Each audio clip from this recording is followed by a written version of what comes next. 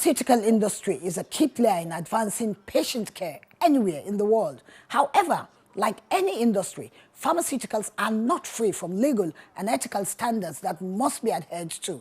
And in the context of pharma marketing and sales, compliance is of vital importance. You might ask why? Because compliance helps ensure that patients' care remains a top priority above all else. Non-compliance in pharma marketing and sales can result in serious consequences ranging from regulatory fines, lawsuits, and reputational harm. This is 30 Minutes on NTA News 24. This edition is examining standards in medicine sales and marketing in Nigeria. And our correspondents have put together some in-depth views and analysis on the issue. Welcome to 30 Minutes on NTA News 24. I'm Lydia Sampson. In our first report, Oluseyi Adeagbo interrogates what happens in pharmaceutical sales and marketing. Is it an all-commerce affair without any form of standardization, regulation, or ethics?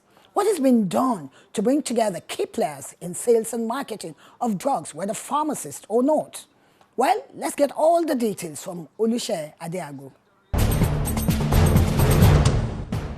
Pharmaceutical marketing refers to the offline and digital strategies used to attract new patients and raise awareness around a certain drug or treatment plan. Its marketing can either be geared towards physicians or towards directly to customers.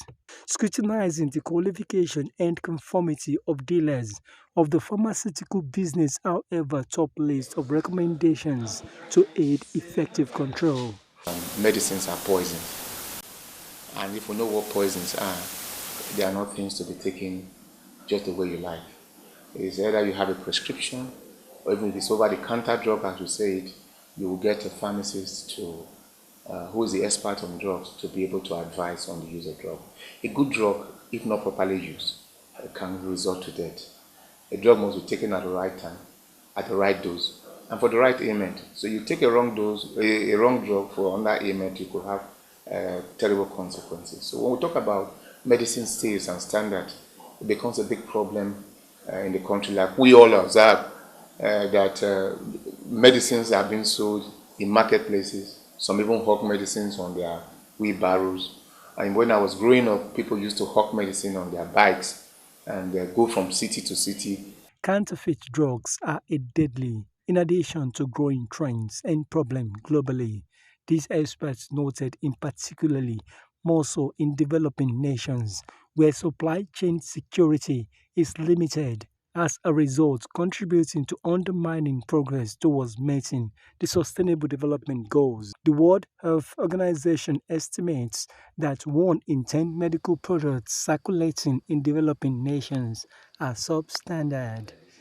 In Nigeria, a new Pharmacy Act aims sanitization of the multi-billion open drug market and the presidential assent of the Pharmaceutical Council of Nigeria bill to empower the council to oversee all players along the pharmaceutical value chain are among measures to mitigate and rid errant players allegedly controlling unsafe practices in the multi-billion open drug market. We are beginning to see how Pharmacy Council has Pharmacy Board has translated to Pharmacist Council of Nigeria, and eventually with the Act of 2002 that the President Buhari signed, we now have the Pharmacy Council Act 2022.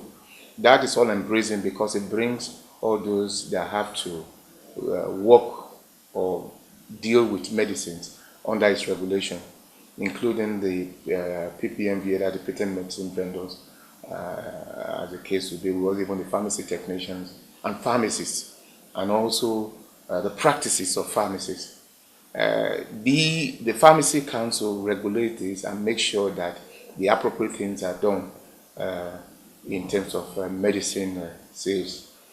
Now, I haven't said that when medicines are prescription medicines, they should not be sold over the counter. We don't have a lack of laws. We are not short of laws on how to curtail indiscriminate sales and quackery. What we have is a lack of implementation.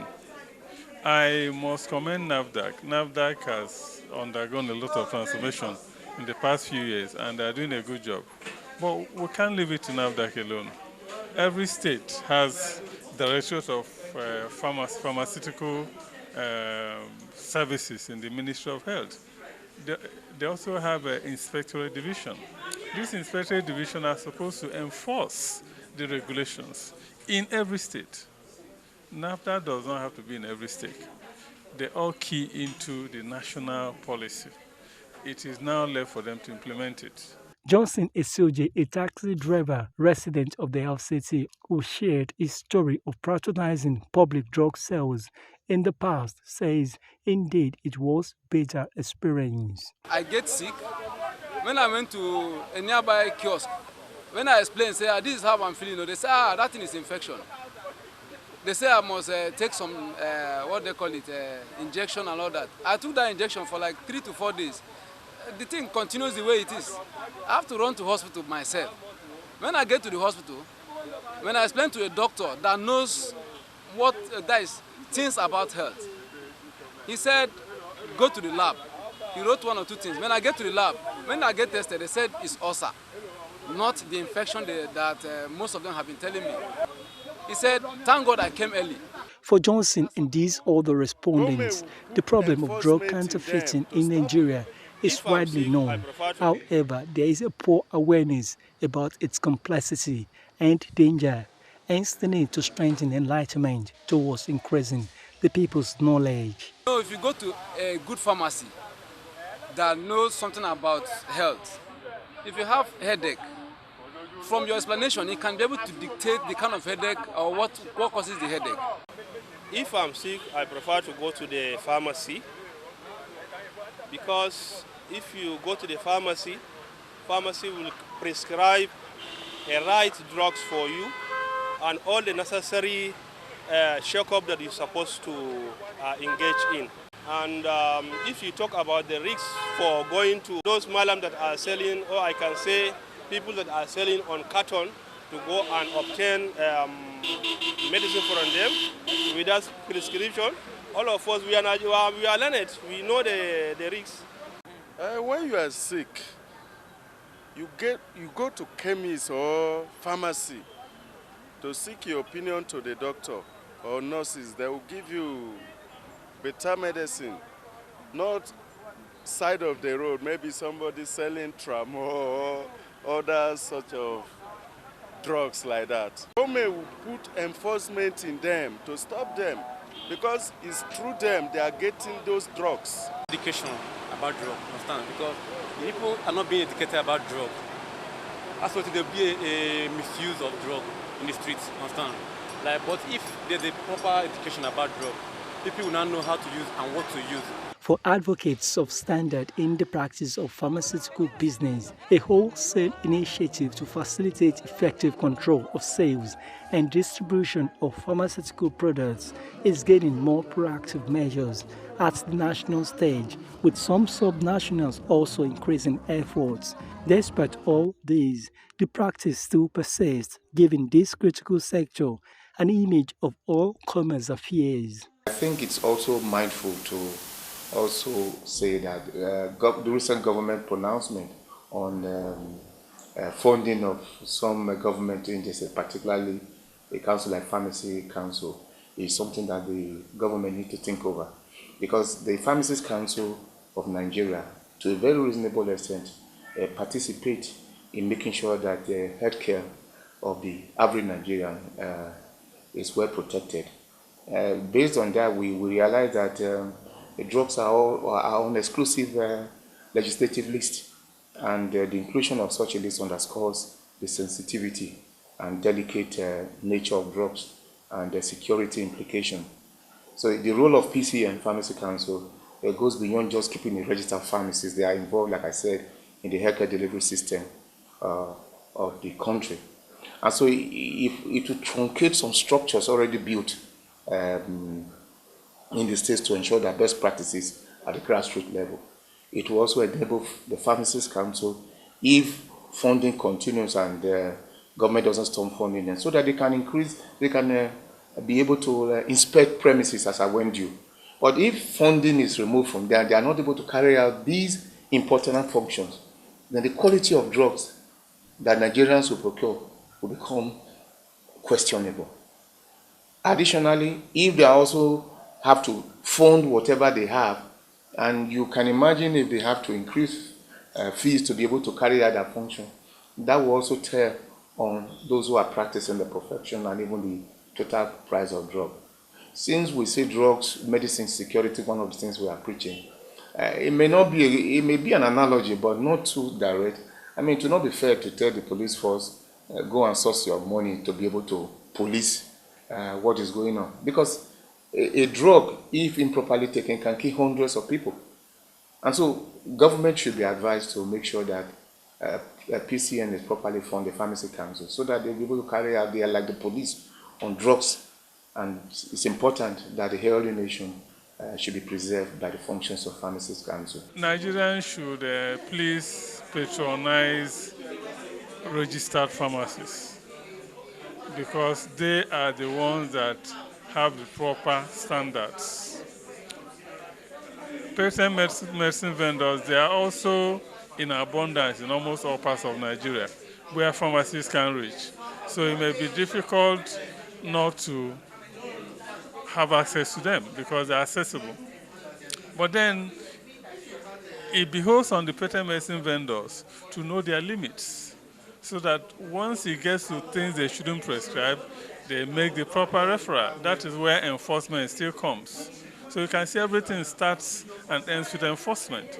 When you do regular enforcement at the state and local government level, you can fish out those PMVs that are not working in line with the regulation.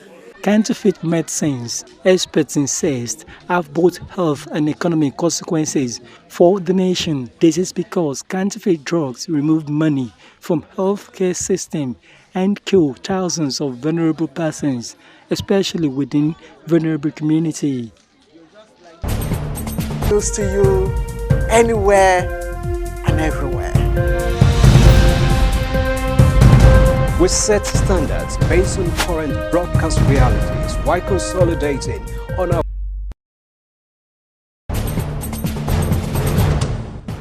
Now, let's have Stephen Nwokolo's findings on how regulators aim to address emerging challenges while recognizing contribution of sales and marketing professionals in driving the success of pharmaceutical industry. Take it from here, Stephen. Standardization is an agreed framework or ethical policies to which parties in a given industry or organization must conform or adhere to towards ensuring optimal service and operations, to enshrining good performance in adherence to the set guidelines. Standards in a sector such as the pharmaceutical industry, key players say, is imperative given the alarming rates of wrong use of drugs, outright abuse, and the rising incidence of mental health issues in the country. Illegal drugs. That means in the medical system, if you do not follow these procedures we have mentioned, you are out of what the law says, you are out of what is supposed to be. If, for instance, tramadol is a very serious pain killer, if it's to be used in the hospital system, it must be prescribed by a doctor. Because it's a drug of addiction, the drug that you continue to use, you become used to it, and you may try to get it by all means. So, if it's not prescribed for you, and you are using it in that way, you are abusing it. And when you obtain it through a chemist, you just walk straight into the chemist to buy them, or to buy them from hawkers. You know it's already illegal because you are buying it outside the medical system. It's not prescribed for you, you did not follow the laid down rules and regulations to obtain them. By that, you are obtaining them illegally. The Pharmaceutical Council of Nigeria is not relenting in this regard. The pharmaceutical profession is allegedly one of the most respected and reputable professions in Nigeria. Given the profession's reputation, there are three defining roles by which standards of the profession are assessed: the role of technicians, counselors, and leaders in the pharmaceutical industry and the society at large. The ethical dimensions of these groups and their roles came to light when the president of the Pharmaceutical Sales and Marketing of Nigeria raised an alarm on the declining standards, which he said had become like an all-commerce affair. According to him, this necessitated bringing all involved in the sales and marketing, whether they are pharmacists or not, towards mitigating the sharp practices. Okay, to be honest, NAFDAC have tried. We now have genuine drugs. They have a scratch card, like something like a scratch card on the pack of most of the well-recognized drugs in Nigeria that you can scratch, you can verify. NAFDAC have the policy. I'm not an advocate of NAFDAC, but I know that when it comes to that aspect of trying to stamp out fake drugs, NAFDAC have been up and doing. But also there's still room for improvement, because it's one thing for NAFDAC as an agency to regulate this, but Nigeria has not been aware. The awareness is poor. They need to harness the power of the social media, the mainstream media, to spread this information, to make Nigerians know how you spot fake drugs from the counter, how you get real drugs. We have seen issues where some people take drugs and they just give up. That drug is supposed to make you get well, but because probably what is even there, we have seen some videos where you're opening a capsule and you are seeing nails inside. We have seen things. We have seen situations where you buy a drug that is for headache and it's not for headache, and all because of people want to get rich quick and all. And that we know the Nigerian factor or the African factor. We try to jeopardize or play with lives when it comes to making money, and also you do all kind of things, you produce all kind of things and try and throw it out to the market as long as you can make money from it.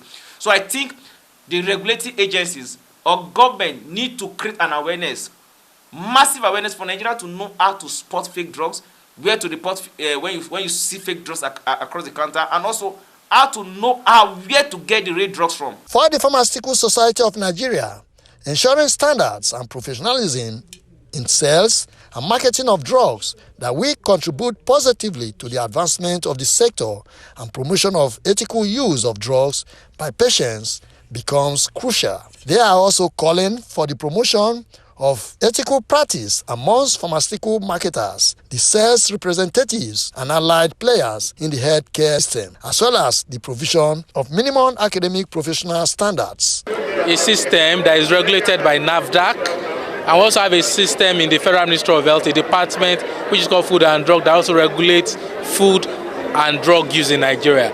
Now, in terms of availability of drugs, we have two types. We have the over-the-counter drugs, which you can always get, paracetamol and the rest, and the other ones that are more of restricted. And we have some that's even called more of the dangerous drugs that you don't just see anyhow. But because of as usual, we have some people that have that habit of peddling those drugs that are more expensive, peddling those drugs that shouldn't be over the counter.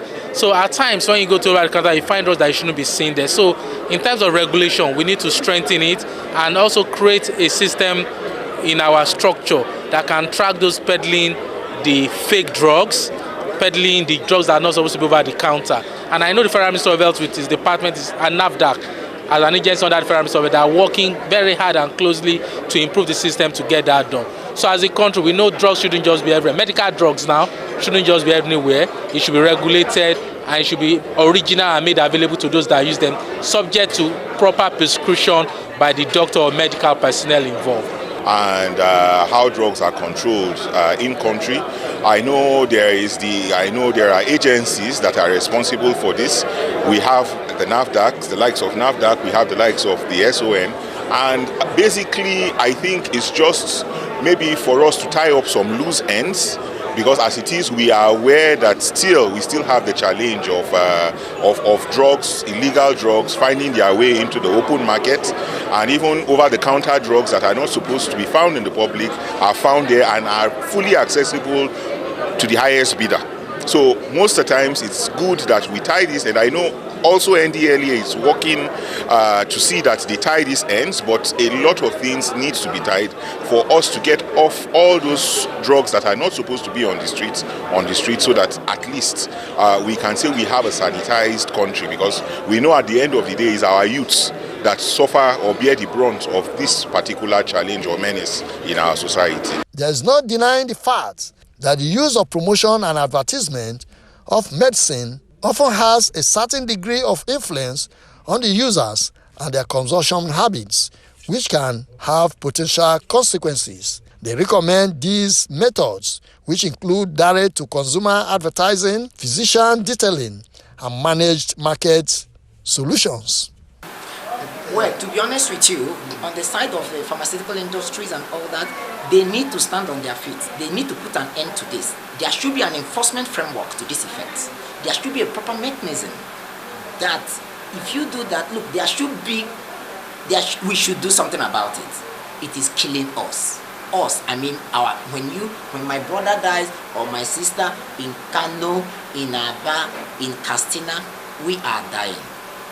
And I think it is pitiable and it is preventable.